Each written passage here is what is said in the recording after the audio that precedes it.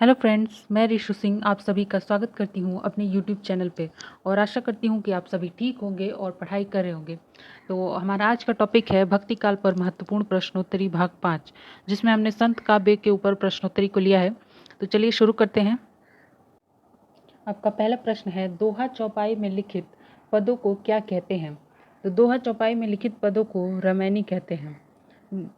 ज्ञात है कि कबीर दास के बीजक में साखी, शबद एवं रमैनी नामक 3 कोटि की रचनाएं संग्रहित हैं। इसका विवरण इस प्रकार है। साखी दोहा छंद में लिखी गई है, शबद गेय पदों में लिखा गया है और रमैनी दोहा और चौपाई में लिखी गई है। अगले क्वेश्चन पर चलते हैं।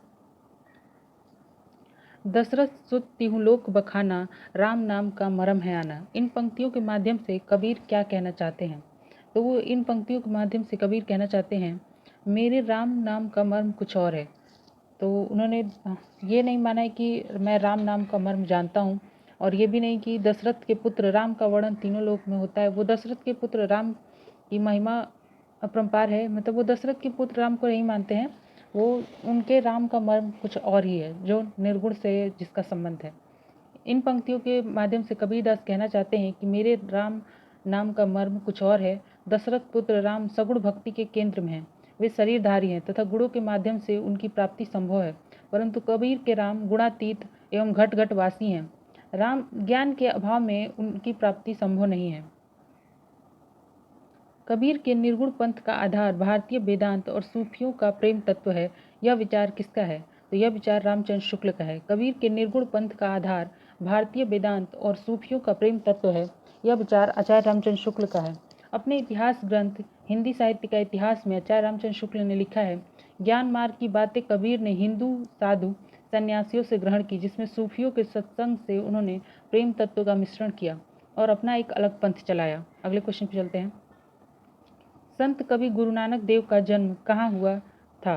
तो संत कवि गुरु नानक देव का जन्म तलवंडी नामक स्थान पे हुआ था, जो वर्तमान में ननकाना साहिब नाम है उस जगह का, और जो कि पंजाब पाकिस्तान में स्थित है। इनमें से कौन संत कवि नहीं है? तो वो हैं तुलसीदास। तुलसीदास संत कवि नहीं है, क्योंकि तुलसीदास रामाश्रयी शाखा के प्रतिनिधि कवि हैं। आचार्य रामचंद्र शुक्ल ने भक्ति काल को 4 कालों में विभाजित किया है, जिसके 4 शाखाओं में विभाजित किया है, जिसके ज्ञानाश्रयी शाखा को संत काव्य धारा भी कहा जाता है। 4 शाखाएं एवं उससे संबंधित कवि, जैसे ज्ञानाश्रयी शाखा में आते हैं कबीरदास, रैदास, सुंदरदास, मलुकदास, दादू दयाल, गुरु नानक, सींगा, हरिदास निरंजनी, बाबा लाल इत्यादि।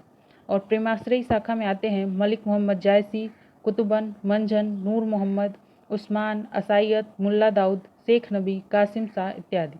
और रामाश्रयी शाखा में आते हैं रंगनाथ मुनि, रामानुजाचार्य, रामानंद, राघवानंद, किल्लदास, अग्रदास, नाभादास, विष्णुदास, गोस्वामी तुलसीदास, केशवदास, सेनापति, प्राणचंद चौहान इत्यादि। और कृष्णाश्रयी शाखा में आते हैं निम्बारकाचार्य, श्रीभट्ट, वल्लभाचार्य, विठलनाथ, कुंभनदास, सूरदास, परमानंदास, कृष्णदास, गोविंद स्वामी, छीत स्वामी, चतुर्भुजदास, नंददास, हरिदास, चैतन्य महाप्रभु, हित हरिवंश, मीराबाई, रसखान आदि। तो ये सब कवि हुए जो पूरे भक्ति काल के कवि हैं, जो कि अलग अलग शाखाओं में विभक्त हैं।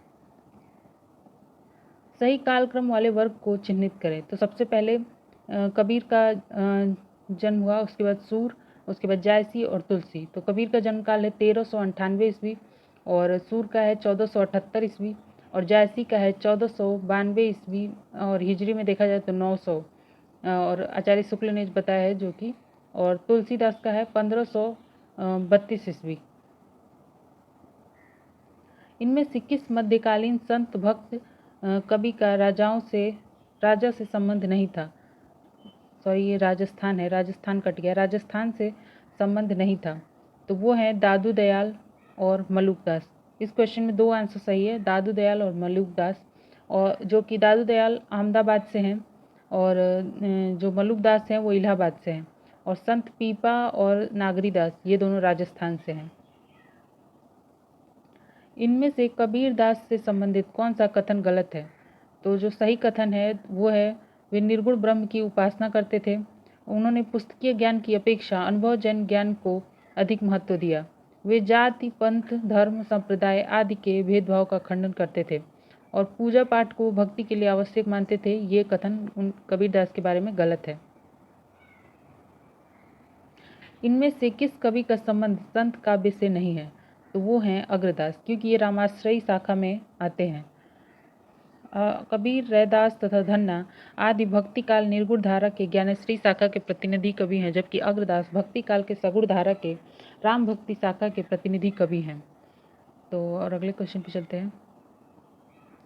निम्नलिखित में से कौन सी प्रवृत्ति संत काव्य में नहीं है? तो वो है वर्ण व्यवस्था का समर्थन। संत जो भी संत काव्य में देखेंगे उन्होंने वर्ण व्यवस्था का समर्थन कहीं भी नहीं किया है। उनका है गुरु की महत्ता, भ्रायाडंबरों का खंडन, रहस्यवादी भावना की प्रवृत्तियां संत काव्य में दिखाई पड़ती हैं। भाषा पर कबीर का जबरदस्त अधिकार था, ये वाणी के डिक्टेटर थे। उक्त कथन किस आलोचक का है? तो वो है हजारी प्रसाद द्विवेदी का। भाषा पर कबीर का जबरदस्त अधिकार था, वे वाणी के डिक्टेटर थे। उक्त कथन आलोचक हजारी प्रसाद द्विवेदी का है। रामचंद्र शुक्ल ने कबीर की भाषा को सधुक्कड़ी कहा है। कबीर के काव्य की प्रमुख प्रवृत्ति है कबीर के काव्य की प्रमुख प्रवृत्ति नहीं है, तो इसमें नहीं है वो है शास्त्र अनुमोदन। बाकी कबीर के काव्य की प्रमुख प्रवृत्ति शास्त्र अनुमोदन नहीं है। और कबीर के काव्य में संबोधन परकता, खंडनात्मकता, बहुश्रुतता, तीव्र विरहानुभूति, सद्गुरु महत्व, अवतारवाद विरोध, निर्गुण भक्ति आदि प्रवृत्तियां लक्षित होती हैं। निम्नलिखित में से कौन सा कथन असत्य है? तो जो सत्य है, पहले सत्य को देख लेते हैं। जो सत्य है, निर्गुण भक्ति में विश्वात्मा प्रभु के विश्वव्यापी अस्तित्व में आस्था प्रकट की गई है और निर्गुण भक्त वर्ण व्यवस्था के पक्षधर नहीं थे। और निर्गुण भक्ति में लीला का महात्म्य है, वो गलत है। ये क्वेश्चन ही असत्य है। बाकी निर्गुण भक्त सत्य के शोधक हैं, ये भी सही है। कबीर के संदर्भ में निम्नलिखित में से कौन सा कथन असत्य है? तो पहले सत्य देख लेते हैं। कबीर के काव्य में दाम्पत्य के द्योतक प्रतीकों का सुंदर प्रयोग हुआ है, तो ये सही है। उसके बाद कबीर के काव्य में रहस्यवाद मिलता है, ये भी सही है। कबीर ने समाज में व्याप्त पाखंड का पुरजोर विरोध किया है, तो ये भी सही है। और कबीर के काव्य रचना कबीर का प्रथम लक्ष्य है, तो ये गलत है। और उसके बाद अगले क्वेश्चन पे चलते हैं। संत काव्य के संदर्भ में कौन सा कथन गलत है? तो वो है, पहले सही देख लेते हैं इसमें भी। संत काव्य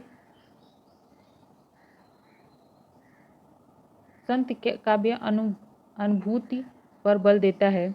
संत काव्य में धार्मिक रूढ़ियों और परंपराओं के अंधानुकरण का विरोध है। संत काव्य की भाषा जन सामान्य की भाषा है और संत काव्य में शास्त्रीय ज्ञान को परम आवश्यक माना गया है, ये गलत है।